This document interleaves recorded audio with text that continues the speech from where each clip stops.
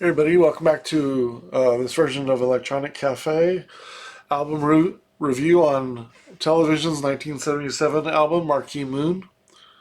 It was a four-piece band at the time.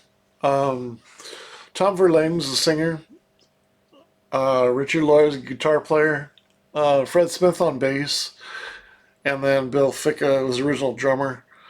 This is kind of they have a very original, unique sound for 1977, and I can see why they played a lot with Talking Heads. It does remind me, they do remind me of Talking Heads a little bit, but maybe not as, I wouldn't say weird.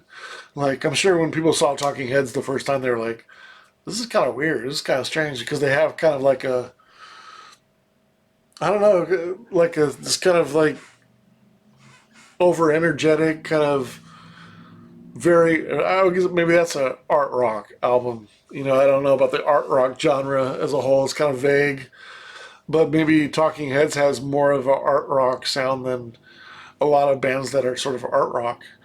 But there's some of television that sort of reminds me of a reserved kind of Talking Heads, but also they're not really punk fully. They sound more like maybe if you mix Tom Waits and Nick Drake, and sort of Talking Heads. Like it's maybe the first Cars album. I don't know. There's no keyboards or anything like that, but it's kind of maybe closer to new wave than really than punk or even art rock. Tom Verlaine has a really unique voice. I like the tone of his voice.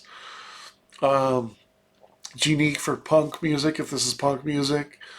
I know he wanted to be a poet growing up, and you can kind of hear it and see it in his lyrics. Hear it in his voice when he sings. A little deeper, um, kind of deeper thoughts and deeper than a lot of punk music in general. Excuse me. And it's everything that punk isn't usually, because punk music is a lot of times 2 minute, 3 minute tracks, right? I mean, on here, Marquee Moon title track's pushing 10 minutes. There's a ballad in here. Guiding Lights was like a ballad on this album. So it's very different than a punk album. And then you think of the year 1977. Like if punk came out in '76, Sex Pistols, how could this already be punk music in '77 in New York? Already recorded and out by 1977. So I don't know if it's really that It's not. I don't know if it's really influenced by punk music. Um, you could just say it's alternative. They're an alternative band. Richard Lloyd's guitar playing is.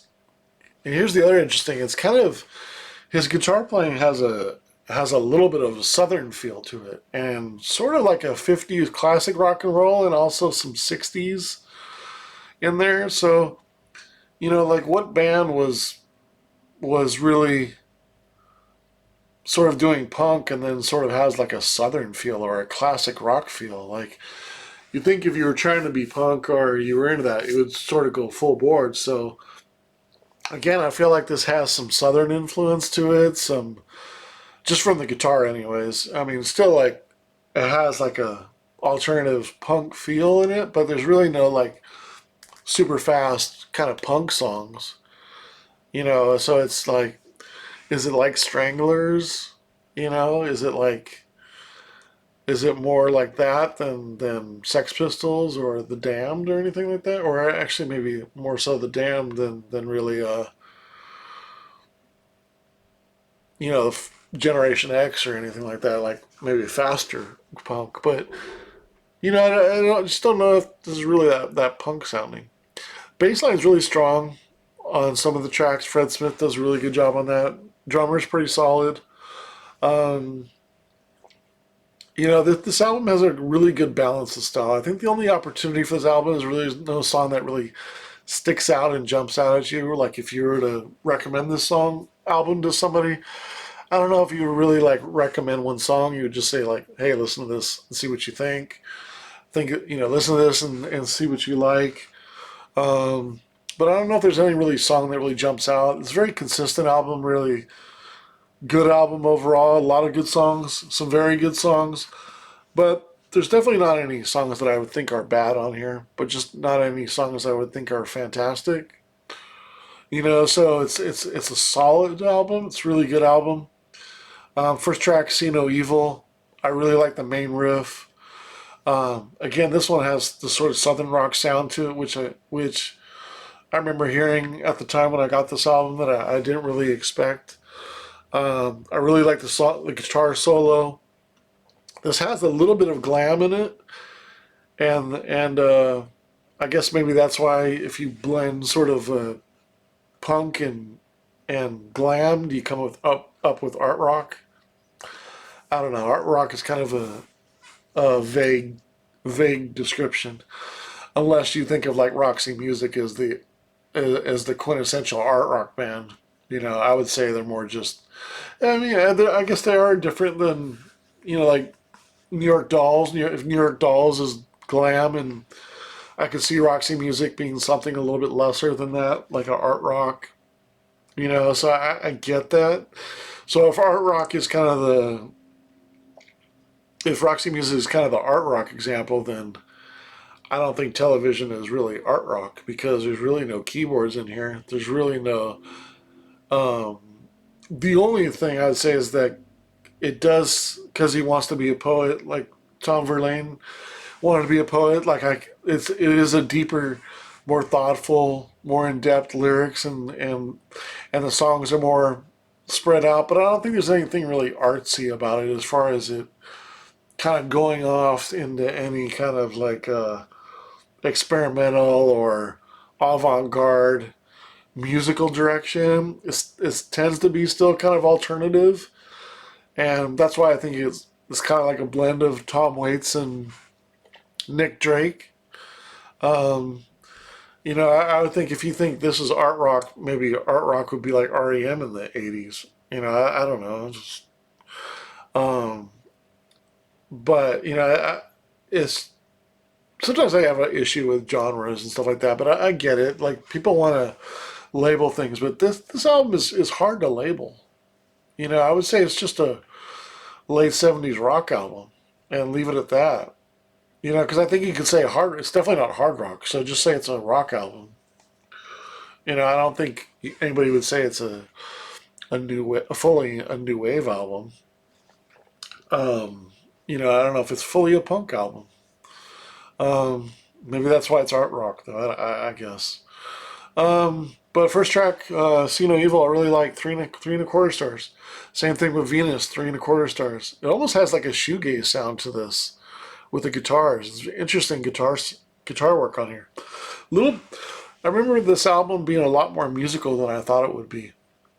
I think I first heard this album in late 2000s, so I wasn't really I definitely didn't grow up with this album or anything. I didn't hear it till I was in my early 30s, probably like 15 or 20 years ago.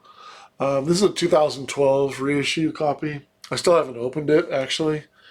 Um, I have an older version too, but I I forgot I had 2 copies of this, and I actually put this up for sale. So if anybody wants to buy a mint copy of 2012 reissue, still sealed, and just holler at me. I'll be interested in selling it to you. I have it online for sale right now. If you're interested, contact me. Uh, but yeah, it's. So I wasn't there from the beginning of this album. So when somebody recommended it to me and said it's a punk album, I was like, okay, I'll buy it and I'll check it out. And I eventually got around to it. I'm not sure when it was recommended to me, but it's a much more musical album than I thought it would be, considering somebody labeled it as a punk album. Friction's a solid song, strong bass, good singing, 2 and 3/4 stars. Marquee Moon title track. I feel like this could be like a 3-part song or 2-part song. They could kind of spread it out a little bit. I think 10.5 minutes or so, whatever it is. A little long for what it does. I think it's unique sounding, and again, I like the singing in it and some nice riffs in it. And I do appreciate that it goes some certain directions and things like that, but I don't know. Maybe it should have just been spread apart a little bit. Um, I do feel like it more appreciated if you play it more often, and maybe I need to play it more often to kind of get into the depth of it. Elevation is my favorite track on here. Track number 5. More laid back, cool riff. 3.5 stars. Really, really like this album. Really like this song. I also really like Guiding Light. 3 stars. The piano is really nice addition on this one. It's almost like the ballad of the album. Really good track. 3 stars. The last 2 tracks, I both have 2.25 stars. Maybe not the most solid ending with my 2 least favorite songs on here. Prove It's a good rock and roll sound, but doesn't really kind of take it over the top for me. And Tom Curtin, solid ending, but not great. 2.25 stars. Can't really say anything bad about it or great about it though. Again, when add up all the stars, I got a 22.75 stars. So divided by 8, 2.84. So a really strong album, really solid album overall. As far as the opportunity on the album, some songs almost sound like a little bit of mono, like the stereo is a little thin. Some instruments sound a little, I don't know, pretty basic. It is 1977 album though, so but sometimes in the 70s I expect a little warmer sound, and it's on the warmer side, but you know I don't expect the first album of a sort of punk band in 1977 to have all the bells and whistles and have the best studio available. So I get it. So I don't knock it for that, but it does sound a little thin as far as the stereo spectrum. The bass drum is almost kind of absent at times. A couple tracks in the beginning of the album, the the the bass drum is kind of weak. Um, Again, not sure if there's really a knockout song for me, but there's really no bad song in here. I gave it a 68 out of 100. Really good album. I really like it. It's definitely an album that grows on you, and I find that, and I appreciate that because not a lot of punk. If this is a punk album, kind of need quite a few listens to really enjoy more and more, and I think you do get that with this album, which is nice.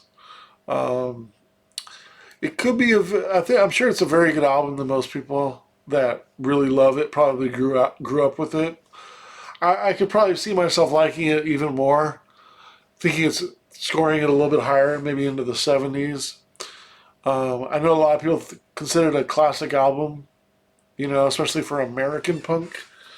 Um, but I'm listening to it in retrospect. If I'm listening to it 20, 25 years later than when it came out, when I heard this 15 years ago or so, 20 years ago. So I get it. So there's maybe my scoring is a little bit low compared to somebody who kind of grew up with the album, or maybe that likes punk music even more so than I do. But so take it with a grain of salt because I'm reviewing this album in a different perspective. But I really enjoy it, and I do feel like you play this album a lot, that there's depth there to be had to help you grow into liking the album even more. Because again, I really like the deeper songwriting. I like Tom's voice, some interesting guitar work, um, some surprisingly good musicmanship for a punk band, and considering that there's no keyboard in there or anything that would be geared towards my taste, because I like electronic music more. This is a strong album, and yeah, 68 out of 100 on the high side of a really good album. So almost close to very good. Not quite there. It just doesn't, maybe an extra strong song or two, or maybe a knockout track, and I felt like it could have got over to a very good album. But yeah, really impressed by Television. Marquee Moon still.